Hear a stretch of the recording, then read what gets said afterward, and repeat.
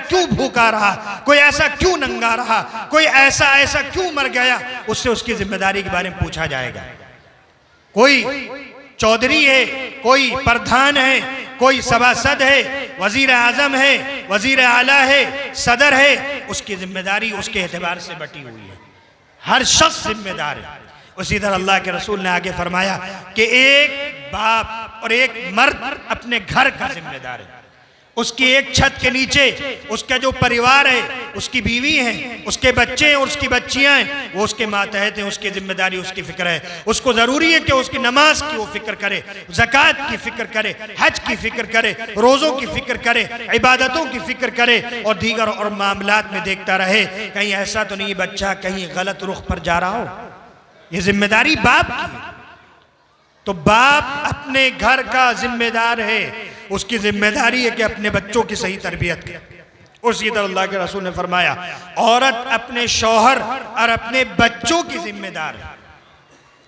अब्दुल्लाह इब्न उमर रज़ी अल्लाह अन्हु की रिवायत है बुखारी शरीफ के अंदर कि हर शख्स की जिम्मेदारी बटी हुई है, मातहतों की जिम्मेदारी बटी हुई है। इसलिए आज का जो माहौल है, आज का जो फितना परवर माहौल है, उसमें हमें अपने बच्चों के ताल्लुक से फिक्र करनी है, उनकी सही दीनी मिजाज पैदा करना है, बचपन ही से उनकी ऐसी तरबियत करनी है कि वो सही रुख पर जाएं, कोई वक्त का इमाम बन जाए, कोई मुहद्दिस बन जाए, कोई फ़कीह बन जाए। आज भी इसकी उम्मीद है, बस शर्त है कि हम मेहनत करने वाले हों, शर्त है कि हम सही तरबियत करने वाले, शर्त है कि सही रुख हम उनको देने वाले। तो ये औलाद अल्लाह रब्बुल इज़्ज़त ने बहुत बड़ी नेमत की शक्ल में हमें दी है, इसलिए हमें इसकी फ़िक्र करनी है। और ऐसी दरसगाहों में, ऐसे मदरसों में, ऐसी तालीम गाहों में जहाँ पर सही दीनी रुख दिया जाता हो, सही दीनी तरबियत का इंतज़ाम हो और सही उनके मिजाज को ढाल दिया जाता हो, ऐसे इदारों में कसरत के साथ अपने बच्चों और बच्चियों को भेजना है, उसको अपने बच्चों के ज़रिए से तक़वियत पहुँचाना है। और ऐसे इदारों को अपने बच्चों के ज़रिए से, अपनी बच्चियों के ज़रिए से और दीगर और जो इखराजात हो सकते हैं उससे उसको कुमक पहुँचाना है, उससे उसको ताकत पहुँचाना है, ताकि वो इदारा मिसाली इदारा बन जाए, वो इदारा ऐसा हो जाए कि अतराफ़ और गिरदोपेश के लिए वो नजात का ज़रिया हो। चुनांचे जिस तरह आसमान में सितारे चमकते हैं और ज़मीन वाले उसको टिमटिमाता हुआ देखते हैं, तो अल्लाह ताला की ये मजलिसें, ये मस्जिदें, ये दीनी महाफिल और दीनी मजलिसें दुनिया में सितारों की मानिंद चमकती हैं। हमें वैसे ही नमूना पेश करना है, वैसे ही तरबियत करके दिखाना है। अगर हमने ऐसा किया तो कल हमें रोना नहीं पड़ेगा कि हमारा बच्चा बदअखलाक हो गया, हमारा बच्चा बेईमान हो गया, हमारा बच्चा चोरी चकारी में लग गया, हमारा बच्चा धोखाधड़ी में लग गया, हमारा बच्चा जुए और सट्टे और शराब नोशी में मुब्तला हो गया। इसकी वजह क्या होती भाइयों बुजुर्गों? उसकी वजह यह है कि इब्तिदा में जब हमारे हाथ में कंट्रोल था, जब बच्चा हमारे जेर दस्त था, जब बच्चा हमारे कंट्रोल में था, हमने उसको आज़ादी दे दी, मोबाइल की आज़ादी दे दी, जो चाहे देखो, जहां चाहे जाओ, जहां चाहे जो चाहे करो। और उस वक्त छोड़ देने के बाद जब वो जवान हो गया, अब वो अपने बल पर खड़ा हो गया, खुद कमाने धमाने लगा, न उसको अपने बाप की फिक्र है, न उसको अपने माँ की फिक्र है, न उसको अपने बड़ों की फिक्र है। वो कहता है कि अब मैं खुद कमाने वाला हो गया, अब मैं खुद अपने पैरों पर खड़ा हो गया, अब मुझे किसी की ज़रूरत नहीं। तो यहीं से वो चीज़ होती है कि इंसान बहकता चला जाता है। इसलिए ज़रूरी है कि अल्लाह रब्बुल इज़्ज़त ने अभी हमें जो औलाद दी है, अल्लाह ताला ने कुरान में फरमाया इन्नमा अम्वालुकुम व औलादुकुम फितना, तुम्हारा माल और तुम्हारी औलाद तुम्हारे लिए आजमाइश है। क्योंकि बाप को फिक्र नहीं होती कि बच्चे को कमाने के लिए हराम देखना है या हलाल देखना है, बस वो कमाने धमाने की फिक्र करता है। और जब वो हराम से बच्चा पढ़ता है और पलवान चढ़ता है तो उसके नतीजे में उससे कोई खैर की उम्मीद नहीं।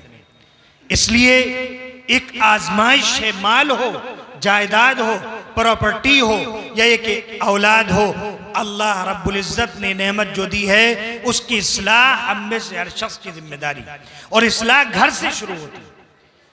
अल्लाह के रसूल सल्लल्लाहु अलैहि वसल्लम को जब पहला हुक्म दिया गया दावत व तबलीग का, तो आपको ये नहीं फरमाया गया कि हिजाज मुक़द्दस और अतराफ़ हिजाज और मक्के के अतराफ शाम, इराक और दीगर और रियासतों में जाकर के दावत और तबलीग का काम अंजाम दें, बल्कि फरमाया गया वअन्ज़िर अशीरतकल अक़रबीन, अपने करीबी रिश्तेदारों से दावत और तबलीग का आगाज कीजिए। इसका मतलब यह हुआ कि अपनी इस्लाह और फिर उसके साथ साथ अपने घर वालों की इस्लाह। जब इंसान इकाई कायम करता है तो दहाई खुद ब खुद वजूद में आ जाती है, इकाई से दहाइयाँ बनती हैं और एक से एक पूरा कारवां बन जाता है। तो जब इंसान अपनी इस्लाह करेगा, अपने घर वालों की इस्लाह करेगा, अपने बाल बच्चों की इस्लाह करेगा, अब उनकी गोदों में जो बच्चे परवान चढ़ेंगे वो भी दीनी मिजाज के हामिल होंगे। तो इस तरह एक पूरी नस्ल तैयार होगी।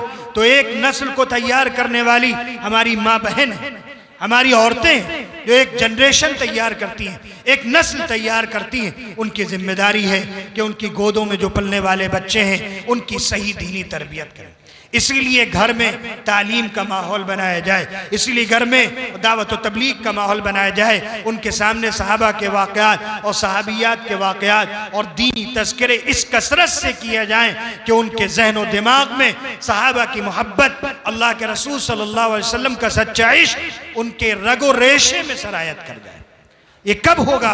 जब कसरत के साथ कोई चीज़ हम बयान करेंगे, कसरत के साथ इसी चीज़ को करेंगे तो उसके नतीजे में अल्लाह ताला की तरफ से बड़ी नेमतें नसीब होंगी और हम अपने बच्चों से खैर की तवक्को रख सकते हैं। अल्लाह के रसूल सल्लल्लाहु अलैहि वसल्लम ने एक हदीस में इरशाद फरमाया, अल-कय्यिसु मन दाना नफ्सहु व अमिल लिमा बअदल मौत वल आजिज़ु मन अतबअ नफ्सहु हवाहा व तमन्ना अला अल्लाहिल अमानी। इंसान दुनिया के एतबार से अक्लमंद, किसी और को समझे तो समझे, किसी माल को गसब करने वाले, धोखाधड़ी कर देने वाले, किसी को पट्टी पड़ा करके माल गसब और हड़प कर लेने वाले, या किसी के साथ बदअदी करने वाले को हुनर समझते हों, अक्लमंदी समझते हों, लेकिन शरीयत में अक्लमंद कौन है? शरीयत में ज़हीन कौन है? तो अल्लाह के रसूल सल्लल्लाहु अलैहि वसल्लम फरमाया कि मैं बताता हूं कि अक्लमंद कौन है।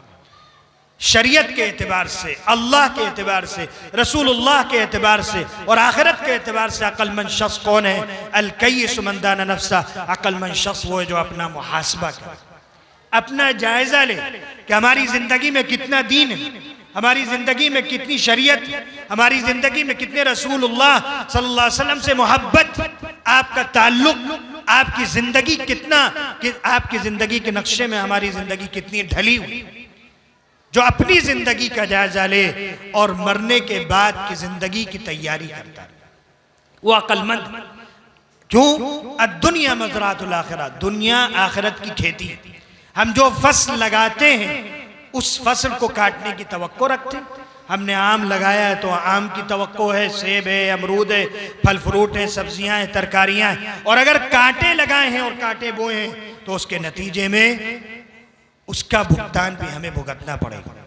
चुनांचे ये हमारी जिम्मेदारी है। दुनिया आखिरत की खेती है, उसके लिए हमें उसी तरह साजगार बनाना है और उसी नहज पर जिंदगी गुजारनी है। और हमारी जिम्मेदारी है कि अल्लाह रब्बुल इज़्ज़त ने जो औलाद हमें अता फरमाई है उसकी सही दीनी और इस्लाही तरबियत करनी है। और ऐसे मदारिस में, ऐसे मकातिब ने और ऐसी दीनी दरसगाहों में इंशाअल्लाह हमें अपने बच्चों को ज़्यादा से ज़्यादा भेजना है ताकि उनकी दीनी तरबियत हो सके, ताकि दीनी मिजाज बन सके और इसी के साथ साथ दुनिया भी उनकी संवर जाए और आखिरत भी उनकी संवर जाए। अगर हमने ऐसा किया तो उसके नतीजे में इंशाअल्लाह अल्लाह ताला की तरफ से हम अपने बच्चों से, अपनी बच्चियों से खैर की तवक्को रख सकते हैं। और यही बच्चे और बच्चियां दुनिया में भी हमारी सुरखरुई का जरिया होंगी, सरबुलंदी का जरिया होंगे और आखिरत में भी नजात का जरिया होंगे।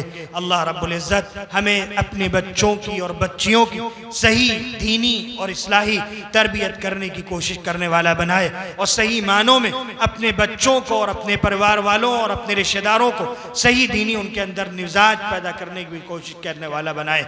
अल्लाह ताला कहने सुनने अमल की तौफीक अता फरमाए। व आखिरु दावाना अनिल हम्दुलिल्लाहि रब्बिल आलमीन।